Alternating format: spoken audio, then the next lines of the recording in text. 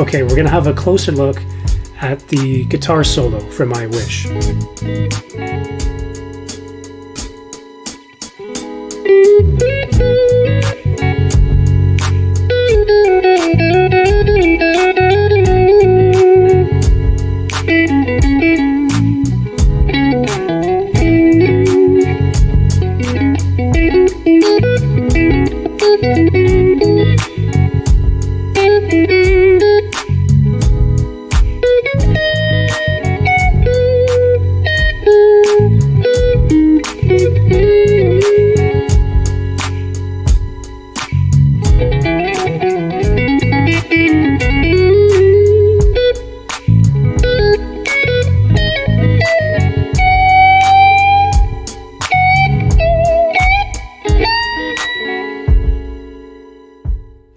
So I've broken down the solo into 9 different sections so that we can make it a little more digestible. For some of the sections, I'll make a couple of comments on, some things to think about or how to play it, how to pick it. And then that segment will loop through 3 times so that you can see how I'm playing it slowly. Okay, the first section is very straightforward, just a simple introductory statement. The only thing that needs to be highlighted is the slides to the notes, to the first 2 notes. So the first note is a slide from a semitone down, the second from a full tone down, 2 frets, then to a regular picked note, and then the final note, in the recording it sounds like it's a hammer-on. It's very subtle, very quick.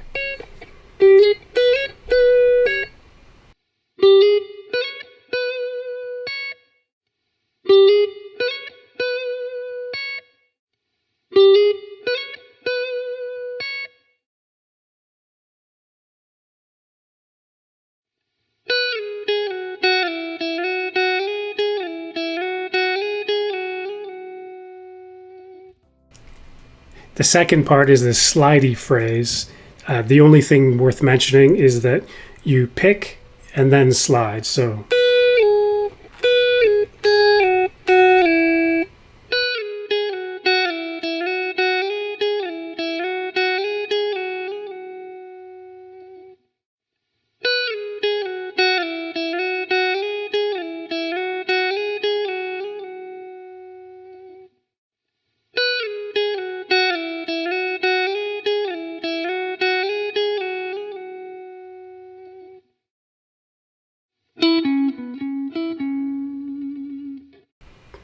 the third part is fairly straightforward.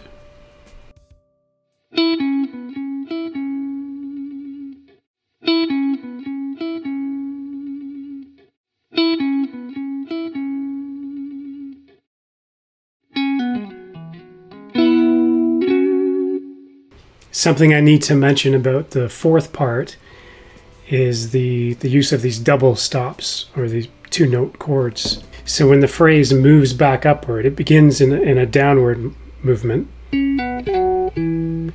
But when it comes up as double stops.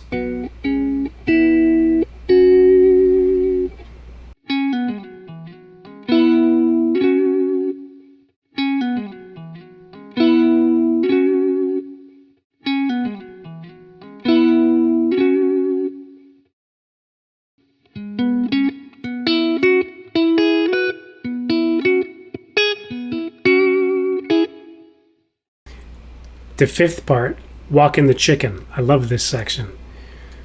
It's played by muting the first note before playing the double stops. To mute it, you'll just want to lift your finger up off of the fret. So it's holding the string tight enough not to create a harmonic, but loose enough not to create a fretted note.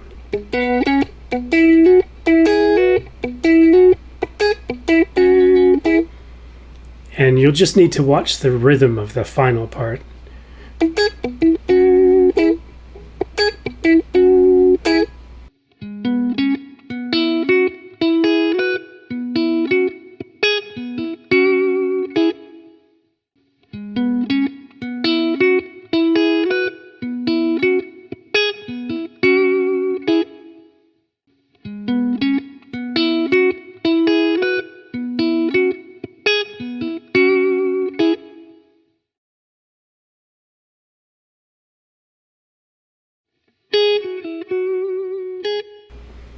Okay, for the sixth section, there isn't really anything unusual about it. It's just a mirror of the previous phrase.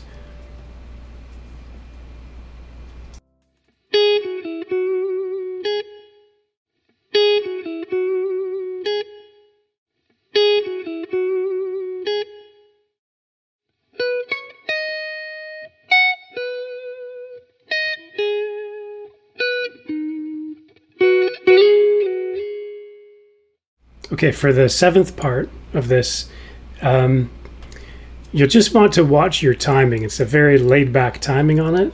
So definitely go back and listen to Tom Misch's recording and, get the timing from him, because I might not have it exact in my examples here.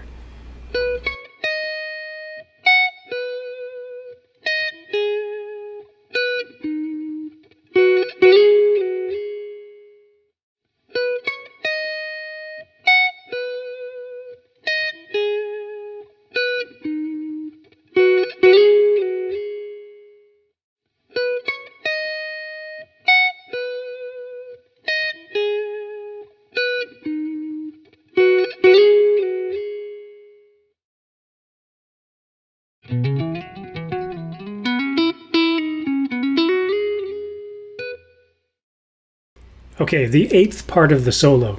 This is probably the most complicated part. First off, because of the timing, and then secondly, the phrasing within the part. So overall, I would say that the phrase is very train of thought, as opposed to, a pre-composed segment or a lick-based component.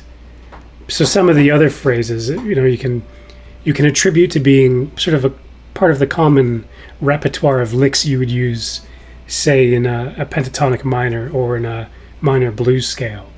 But this isn't like that. This is a run that is laid down quickly, and it's just said as is, and it sounds great. Okay, but first let's look at how to pick the notes, because it's a combination of picking, pull-offs, and hammer-ons.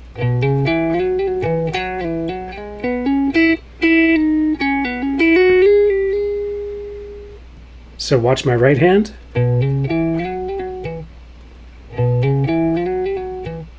I've only picked twice. So from there,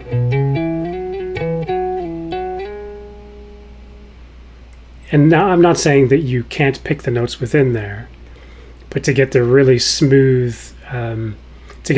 fast feel of it, the hammer-ons and pull-offs will achieve that.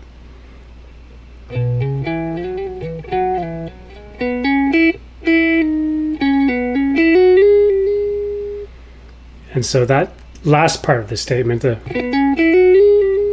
is where it speeds up. So again, we climb up, down, and then the second part. Another thing to point out is the final slide in this part. So when we come up from here, from the B, the first slide is a full tone, but then down a semitone,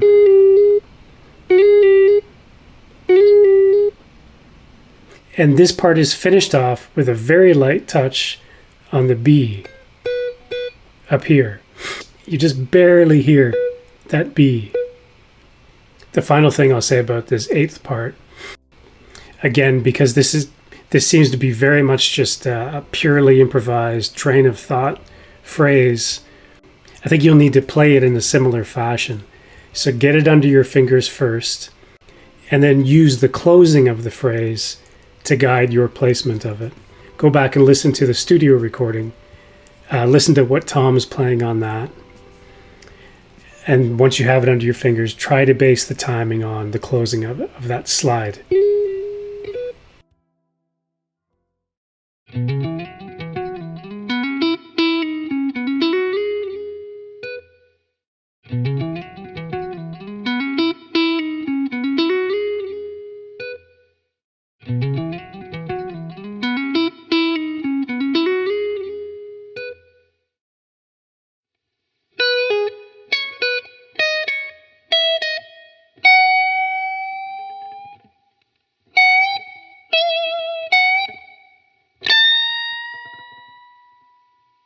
Okay, the ninth section is fairly straightforward.